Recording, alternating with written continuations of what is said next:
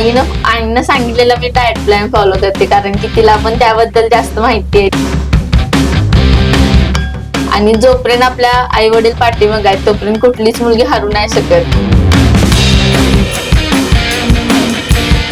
तुमच्या कोचचा तुमच्यावर विश्वास आहे तोपर्यंत तुम्ही तुमचं हार्डवर्क देत राहा. 17-18 वर्षाचा प्रवास आहे स्केटिंग. ज्या दिवशी ते डॉक्टरेट मला पदवी मिळणार होती त्या दिवशी आमच्या मॅचेसच होत्या. त्याकडून जे चांगलं मिळते त्याच्याकडून तेच घ्यावं. नमस्कार, टीव्ही नेक्स्ट मराठीमध्ये आपलं स्वागत आहे.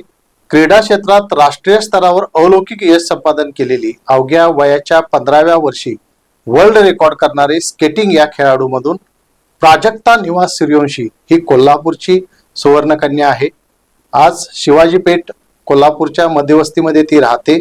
अतिशय प्रतिकूल परिस्थितीमध्ये तिनं हे क्रीडा क्षेत्रामध्ये नैपुण्य यश असं संपादन केलंय.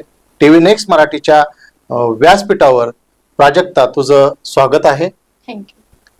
जागतिक महिला दिनानिमित्त टीव्ही नेक्स्ट मराठीच्या राज्यस्तरीय आदर्श महिला पुरस्कारामध्ये प्राजक्ता सूर्यवंशीची नामांकनासाठी निवड करण्यात आली आहे. त्याबद्दल तुझं खूप खूप अभिनंदन. क्रीडा क्षेत्राकडे वळत असताना तुझा जीवन प्रवास उलगडत असताना आज आपण पाहतोय प्रत्येक क्षेत्रामध्ये जे क्षेत्र आहे त्या क्षेत्रामध्ये क्रीडा क्षेत्रातले जे कुठले गेम्स आहेत त्या गेम्स मध्ये प्रत्येक जण आपापल्या पद्धतीनं पुढे जाते. तो एक स्केटिंग या ह्याच्या खेळामध्ये आज खूप मोठं यश संपादन केलेस. तर करत असताना लहानपणापासून म्हणजे अगदी बालवाडीचं तुझं जे शालेय जीवन होतं त्यापासून तुझ्या अंगामध्ये चिकाटी जिद्द ही होतीच, परंतु क्रीडा क्षेत्राकडे वळण्यामागचं तुझं हे स्वप्न कशा पद्धतीनं तू पुढे घेऊन चाललेस? क्रीडा क्षेत्राकडे वळण्यामागचं कारण म्हणजे माझ्या परिवाराचा इतिहास होता. माझ्या आजोबांचे वडील म्हणजे माझे पणजोबा होते, ते कुस्तीपट्टू होते. ते जुना बुधवार पेठेत राहायचे. मग त्यांना कुस्तीमध्ये आवड होती. ते जुना बुधवार पेठेच्या कुस्ती ते व्यायामशाळेत कुस्ती करायचे. त्यानंतर माझ्या आजोबा जे स्विमिंग प्लेअर होते त्यांना स्विमिंग मधून गव्हर्नमेंट प्रेसला जॉब लागला होता. मग त्यांचं स्वप्न होतं की कुठं तर आपल्या घरातली मुलं किंवा आपल्या घरातली येणारी पुढची पिढी ही नॅशनल इंटरनॅशनल लेवलला खेळावी. तसंच माझे काका माझे बाबा फुटबॉल खेळायचे. ते युनिव्हर्सिटी लेवल पर्यंत खेळले आणि आता मी करते आणि माझा भाऊ करतोय. आम्ही दोघं आमच्या परिवाराचा इतिहास कायम असं पुढे वारसा आमचा चालू आहे. पुढे चालू आहे म्हणजे एकंदरीत आजोबापासून वडिलांपासून ते भाऊ हा तुमचा जो घरामध्येच एक बाळकडू म्हणतो आपण, जे संस्कार असतात खेळाचे ते तुझ्यावरती बिंबलेले आहेत. त्यामुळे तू स्केटिंग पण स्केटिंग हाच गेम तू का निवडलास? स्केटिंग निवडण्यामागचं एक कारण असं वैशिष्ट्य होतं की आमच्या इथे म्हणजे मी जसं सांगितलं शिवाजी पेठेत मी सिंधामठ रंकाळ जुना वाशी नाक्याच्या इथे राहते आणि तिथेच समोर सचिन इंगोले सर आमचे होते. ते तिथं शिकवायचे. रोज आम्ही जायचो संध्याकाळी स्कूलवरून येताना जाताना लहान असताना रोज बघायचो की मुलं स्केटिंग करतायत. सकाळी आम्ही रंकाळ फिरायला गेलो की सकाळी मुलं स्केटिंग करायची किंवा संध्याकाळी आम्ही रंकाळ जेवून झाल्यावर फिरायला गेलो की मुलं स्केटिंग करायची 9:30-10 पर्यंत. मग ते बघायचं. मग मला आवडलं. मग मी मम्मीला म्हंटल की जाऊ का मी पण स्केटिंग करायला. आपण कसं पण स्पोर्ट्स मध्ये बघतोय पण स्केटिंग करायला जाऊ का? मग मम्मी म्हणली बघ जाऊया. मग बाबांशी बोलणं झालं. मग बाबा म्हटले जाऊया. मग तसं मी स्केटिंगची सुरुवात वयाच्या 7व्या वर्षी केली होती. मग तेव्हापासून जो चालू झाला तो प्रवास आतापर्यंत. तो नेमका किती वर्षाचा प्रवास आहे हा तुझा? स्केटिंगचा प्रवास तर 17-18 वर्षाचा प्रवास आहे स्केटिंगचा. म्हणजे मी म्हणजे ज्यावेळेस चालू केलं होतं त्यावेळी जस्ट इंडियन स्केटिंग वर चालू केलं होतं. त्यानंतर तसं पुढं कॉर्डवर गेले. मग त्यात इम्प्रुव्हमेंट होत गेल्या. मग तसं जसं इम्प्रुव्हमेंट होत गेली तसं मी चांगल्या लेवलचं स्केट घेतलं, चांगल्या लेवलचे व्हील्स घेतले, चांगल्या लेवलचे बूट घेतले. बर आता ते हे शालेय जीवनापासूनच तुझं स्केटिंग या खेळामध्ये खूप मोठं यश आहे. हे यश संपादन करत असताना कोल्हापूर, महाराष्ट्र, देश आणि देशाबाहेर हा तुझा सगळा प्रवास आहे. हा प्रवास तुला कसा वाटतोय तुझ्यासाठी? म्हणजे मी बघितलं होतं की म्हणजे असं नाही झालं की पहिल्यांदाच गेले आणि पहिल्यांदाच मेडल आलं. एकदाच फक्त एका रेसला पहिल्यांदा गेलेले. बर ज्या दिवशी रडलेले त्या दिवशी सरांनी सांगितलेलं जर का रडायचं असेल तर परत पायात शूज नाही घालायचे. अच्छा जर का रडायचं नसेल तरच स्केटिंगला यायचं, तरच रिंगवर यायचं. बर मग त्यावेळी मला ठरवलेलं की काय नाही, आता आपण सरांना मेडल मारून दाखवायचंय. अच्छा मग तेव्हापासून सुरुवात झालेली. बर कंटिन्यू हार्डवर्क केलं की आपल्याला जे पाहिजे ते गोष्टी मिळतात. अच्छा, नक्कीच खूप चांगला सल्ला तू या निमित्तानं दिलेला आहेस. हे सगळं करत असताना, हे क्रीडा क्षेत्रामध्ये जे नैपुण्य यश संपादन करत असताना आईची साथ कशी लागली तुला? हो, आई वडिलांमुळेच तर आज इथं आहे. जर का आईच त्यावेळी म्हणली असती जाऊ नको कशाला जातेस, तर आज इथं नसतेच मी. किंवा असं त्यांनी मला घरातून कधीच कोणी नाही म्हणलं. तसं म्हणलं तर आम्ही जॉईंट फॅमिली आहे. आम्ही टोटल 12 जण एकत्र राहतोय. बर. मी, माझे 2 काका, आमची बाबा असतील, आजी आजोबा आता आमच्यात नाही आहेत, पण ते कायम आमच्या सोबतच असतील. पण सगळ्यांसोबत राहताना कळून येतं की आपण कसं वागलं पाहिजे, काय अच्छा. वागलं पाहिजे.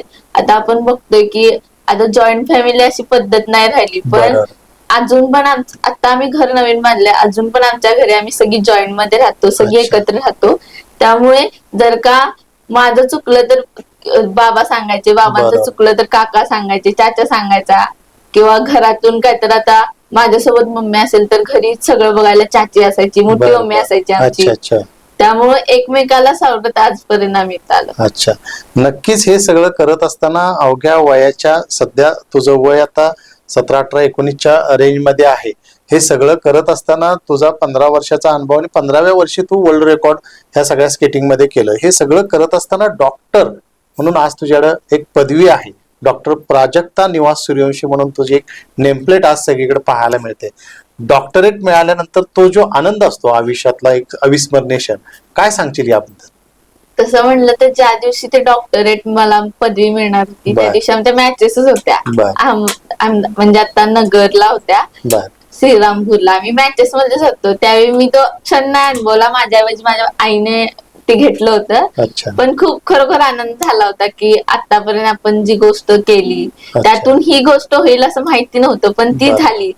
फक्त एका चांगल्या हेतूसाठी खेळत होती की एक मेडल घ्यायचंय, एक मेडल घ्यायचंय, बर. ज्यामुळे आपलं आयुष्य, पुढचं करिअर सिक्युअर होईल. आपल्यामुळे आपली पुढची येणारी पिढी बरोबर. किंवा येणारे आपले जे मागचे असतील त्यांना असं वाटलं पाहिजे हा आमचं कोणतर होतं जे देशासाठी किंवा महाराष्ट्रासाठी अच्छा. ज्याने काहीतरी चांगलं केलंय, आपल्याला त्यांनी चांगलं भविष्य दिलंय, आपण त्यांच्यापेक्षा काहीतरी चांगलं बरोबर. बनलं पाहिजे, बरोबर. अशी मागच्यांना आपल्याला प्रेरणा मिळाली पाहिजे. त्यासाठी मी स्केटिंग जॉईन केलं होतं आणि त्यातून जर अशी मला ही पदवी मिळाली, अच्छा अच्छा, खूप आनंदाची गोष्ट होती. नक्कीच. आता सगळीकडे पाहायला गेलं तर एखादाच गेम घेऊन प्रत्येक जण पुढे जात असतं. हो. स्केटिंग नंतर मॅट वरील कुस्ती, हे हे एक देखील तुझं वैशिष्ट्य आहे. हा. हे कसं तुला, म्हणजे हे सगळं शक्य कसं होतंय? मॅट वरील कुस्ती देखील त्याच्यामध्ये तुला ओढ आहे? मॅटवरची कुस्ती म्हणजे खुराश खेळ मी. बर खुराश म्हणजे काय असतं, जुदो आणि कुस्तीचं कॉम्बिनेशन असतं. बर बर तसं म्हणलं तर म्हणजे आवड म्हणजे आम्ही असंच रनिंगला आमची सर बावड्याला न्यायची बर स्केटिंग बर. करत. अच्छा आणि तिथं ते अकॅडमी होती जी मुलं करायची ते. अच्छा. मग ते नितीन सर होते, त्यांनी मग त्यांच्याशी आम्ही असं बोलता बोलता मग झालं सर मी पण येऊ का. अच्छा मग ते असं फक्त वेकेशन टाइमला जॉईन केलं होतं आणि मग ते आवडलं, मग सो त्यातच कंटिन्यू केलं. मग त्यातून 3 वर्ष कंटिन्यू केलं. बर. त्यानंतर त्यातून मेडल लागलं एक. मग अच्छा. त्यातून ते साऊथ एशियन चॅम्पियनशिपचं क्वालिफिकेशन निघालं होतं बर. त्याच्या वेळेस नेमकं. अच्छा मग सर म्हणले तुझं क्वालिफाय होतंय, तुझं स्टेटला मेडल आहे, तू बर. जातेस का बघ. मग मी आणि अजून एक माझ्यासोबत दिदी होती कोल्हापूरची, मृणाल दिदी, महाराष्ट्रातून आम्ही दोघीच गेलो होतो आणि अच्छा. आमच्या दोघींचं पण सिलेक्शन झालं होतं. ओके. माझं 49 गटात झालं होतं आणि ते 70 गटात झालं. अच्छा ओके. अशी ती सुरुवात झालेली. अच्छा, नक्कीच खूप चांगला प्रवास आहे तुझा. हे सगळा प्रवास करत असताना सध्या तू न्यू कॉलेजमध्ये शिकते. हो. शिवाजी विद्यापीठामध्ये धनुर्विद्या, हे धनुर्विद्याचे काय प्रशिक्षण आहे ते सुद्धा तू आता सध्या घेते. हो. हे धनुर्विद्या शिकत असताना म्हणजे स्केटिंग, मॅटवरील कुस्ती, जुडो आणि परत आता तुझा हा नवीन हा, तर ह्या सगळ्यामध्ये हा कसा वाटतो तुला तुझ्या दृष्टिकोनातून? हा, तसं म्हणलं तर आर्चरी खूप म्हणजे कॉन्सन्ट्रेशनचा गेम आहे. हा. त्याच्यात शांत डोकं असतं, बर. त्याला पटकन जमवून येतं. पण माझे जर बाकीचे गेम बघितले, स्केटिंग बघितलं तसंच, तर त्यात जास्त पळायला लागतं. बर. त्यात डोकं शांत नाही, पटपट पटपट रिॲक्शन घ्यायला घ्यायला लागते किंवा पटकन डिसिजन घ्यायला लागतो, असं थांबून नाही चालत. तसं आर्चरीमध्ये डोकं जरा शांत ठेवायला लागतं, म्हणजे पटकन निर्णय घ्यायला लागतात, पण पूर्ण विचार करून घ्यायला लागतात की हे केलं तर काय होईल, ते केलं तर काय होईल. तसं हा गेम छान आहे, डोकं शांत ठेवून करायचं, माइंड शांत लागतं, जास्त दगदग नाही आहे. पण जितकी जास्त प्रॅक्टिस केली तितका जास्त रिझल्ट लवकर येतो आर्चरीमध्ये. नक्कीच. तर क्रीडा क्षेत्रामध्ये तू कोणाची प्रेरणा घेऊन पुढे चालले, म्हणजे जे क्रीडा क्षेत्रामध्ये कोल्हापूरच्या अनेक मुली पुढे आहेत जागतिक पातळीवर, तर त्यामध्ये कोणाचं नाव घेऊ शकते तू? तसं मी कुणाचं असं नाही घेऊ शकत, पण सगळेच आपल्याला प्रत्येकाकडनं चांगली चांगली जी गोष्टी मिळतात ती आपण घेतली पाहिजे. तसंच मी करते, प्रत्येकाकडचे जास्ती जे चांगले पॉइंट आहेत तेवढे मला जेवढे ऍक्सेप्ट करता येतील तेवढे करते. सरांनी आमचं शिकवलं होतं की ज्याच्याकडून जे चांगलं मिळते त्याच्याकडून तेच घ्यावं, त्याचे गुण त्याच्यापासून ठेवावे. पण एखाद्याचं बोलणं चांगलं असतं तर त्याच्याकडून बोलणं चांगलं घ्यावं, एखाद्याचं पळणं चांगलं असलं तर त्याच्याकडून पळणं एखाद्याचं शिकून घ्यावं. ज्याच्याकडून जे मिळते चांगल्या गोष्टी त्याच घेते. बरं. मग आता ह्या सगळ्या तुझ्या क्रीडा क्षेत्रातील यशस्वी प्रवासामध्ये गुरुस्थानी कोण असतील, तू गुरु कोणाला मानते? मी गुरु तर आई वडिलांनाच मानते, कारण की त्यांनी आजपर्यंत इथं सोडलंय. पण तसं म्हणलं तर सचिन सरांनी मला पहिल्यांदा सांगितलेलं स्पोर्ट्स काय आहे, स्पोर्ट्स मध्ये आल्यावर काय होतं आणि काय नाही. पण आता सचिन सर आमच्यामध्ये नाही आहेत, त्यांचं एक्सपायर झाले, त्यांना 1 वर्ष आता झालं त्यांना. मग तसं म्हणलं तर आमचे आर्चरीचे सर आहेत, सूरज खेवडकर सर. अच्छा. आता ह्या सगळ्या प्रवासामध्ये तुझं स्वप्न काय आहे, तुला काय बनायचं आहे? आता माझं स्वप्न तर एक मेडल घ्यायचं आहे युनिव्हर्सिटीसाठी, आणि त्यानंतरची जे पुढचं असेल ते ऍज अ पाथ होईल. अच्छा. आता ह्या सगळ्या ह्याच्यामध्ये प्रॅक्टिसला वेळ कसा देते तू स्केटिंग साठी इकडं नवीन युनिव्हर्सिटीमध्ये? तर आता माझं कॉलेज, मी बीएससी इलेक्ट्रॉनिक्स करते, त्यामुळे मला प्रॅक्टिकल कॉलेज सांभाळून प्रॅक्टिस करायला लागते. सकाळी मी माझी सेल्फ प्रॅक्टिस करते आणि संध्याकाळी 4 ते 7 पर्यंत आर्चरीची प्रॅक्टिस करते. अच्छा. ह्या क्रीडा गेम्स साठी काय आहाराचं काय त्याच्यामध्ये ह्या इन्क्लूड आहे? तुम्हाला आहार त्या पद्धतीने ठेवला पाहिजे, तुमचा व्यायाम त्या पद्धतीने ठेवला पाहिजे? हो, आहाराचं तर म्हणजे डाएट प्लॅन तसा असतो, पण आईनं सांगितलेलं मी डाएट प्लॅन फॉलो करते, कारण की तिला पण त्याबद्दल जास्त माहिती आहे. ती पण जिम करते, सो तिला पण त्याच्याबद्दल डाएट बद्दल किंवा काय विटामिन्स लागतात किंवा काय मिनरल्स लागतात, काय प्रोटीन्स लागतात, ते पण सगळं तिला माहिती आहे. सो ती प्रत्येक महिन्याला आमचं असं चेंज होतं की आज हे करून बघूया, आज ते करून घ्या. सो डाएट मध्ये काय सकाळी जास्त असं नाही, सकाळी breakfast heavy, lunch heavy, dinner जास्त नाही करत. नक्कीच. आता येणाऱ्या जे ह्या क्रीडा क्षेत्रामध्ये जे ज्यांना चांगल्या पद्धतीने करिअर करायचं आहे, जे आज मुली आहेत, विशेषतः आपण मुलींच्या पद्धतीत बोलू, कारण तू एवढ्या कमी वयामध्ये इतक्या पद्धतीची झेप घेत असताना येणाऱ्या नव्या पिढीला, ज्या मुली आहेत आता शालेय शिक्षणामध्ये शिकतायत आणि गेम्स मध्ये त्या पुढे येत आहेत वेगवेगळ्या गेम्स मध्ये, तर त्यांना तू जाता जाता काय उपदेश देऊ शकते? मी एवढं सांगते की हार्डवर्क करा. आपल्या आई वडिलांनी आपल्यावर विश्वास दाखवलाय, त्यांना आपण काहीतरी करून दाखवलं पाहिजे. आणि जोपर्यंत आपल्या आई वडील पाठीमागे आहेत तोपर्यंत कुठलीच मुलगी हरू नाही शकत. जोपर्यंत तुमच्या कोचचा तुमच्यावर विश्वास आहे तोपर्यंत तुम्ही तुमचं हार्डवर्क देत राहा, तुमचं 100% सक्सेस कायम तुमच्या सोबतच असेल.